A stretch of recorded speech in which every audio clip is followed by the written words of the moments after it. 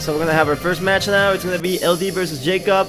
Right off the bat, we can see the main differences from EndCycle to Battle Network. There is a gray area in the middle. It's the same 3 rows, 6 columns, but the 2 columns in the middle are neutral. So that means they have no ownership. However, there's still 2 different sides for each player. You know, red versus blue. We see LD on the red, Jacob on the right. They're using their box, their BOCs, their voxelized object. Oh no, I don't remember this last word. They're using their box. That's the equivalent of chips in this game. So the way you use your box is that they require you to spend the gauge, which is the equivalent of the custom gauge in Battle Network. You can fill up 5 bars of those, and each box will take from either 0 gauges up to 5 gauges, depending on the attack or its benefit. There are 3 types of BOCs. There's the attack BOCs, there's the healing BOCs, and the support BOCs. The attack ones are red, the healing ones are green, and the support ones are blue. You can see support ones such as Ice Cube, Panel Grab, Area Grab, Ice Cube.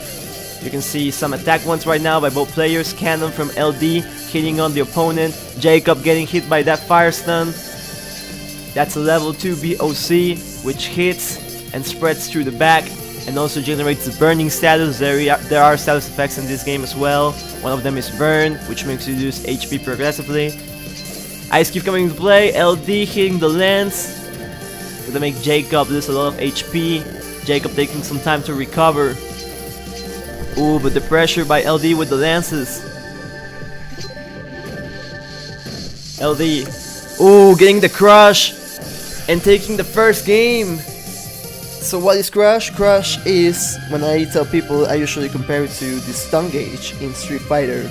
Crush is the equivalent of a stun-like effect that makes the opponent not be able to move and stay stunned for quite some time. I think it's about 5 to 6 seconds, and also gives the opponent, the one who crushed, a full bar. So you get 5 gauges to do attacks.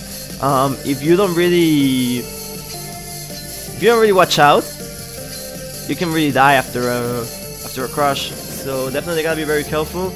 We see a little bit of LD's strategy now. He's using cannons and lances. Don't really see a lot of area ownership or area control from both players in this set. Jacob with the swap, making you change objects with the nearest object, making you change places with the nearest object. Ooh, the crush again, that's gonna be it, yeah. Jacob's gonna have to watch out for those crushes.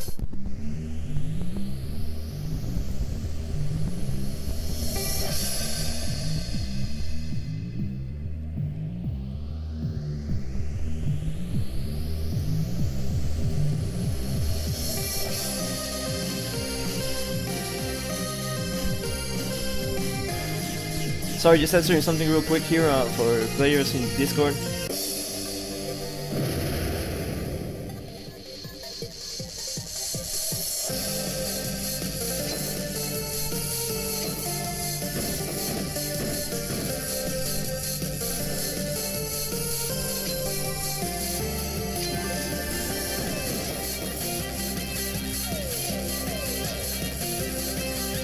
Alright, I'm back now. Thank you so much for watching, everybody. We're here in our 3rd game of this set.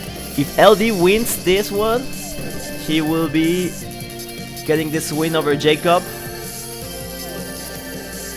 We see Jacob coming in with some panel control.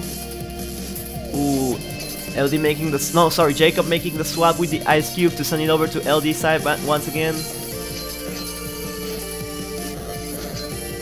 Ooh, the notice me, a very high cost object in this game. It will explode after 3 hits and will generate damage that's equal to the damage he has received. Lance usually tends to hit from 125 to 175 damage, so you can expect a high DPS. Well, not really DPS, but high damage from the notice me. If he gets hit by something like 3 lances or something like that. Ooh, the pull stun by LD. I've seen it before. Yeah, that's a very interesting strategy because the pull stun, that's a styled BOC. You can style BOCs in this game, so give them different properties. And that pull stun makes the enemy get stunned, and since it goes beyond the opponent, oh, the crush, that's gonna be game, I think. Yeah. Since it goes beyond the opponent, it also makes the objects go back. So it will hit, it'll stumble, it'll hit.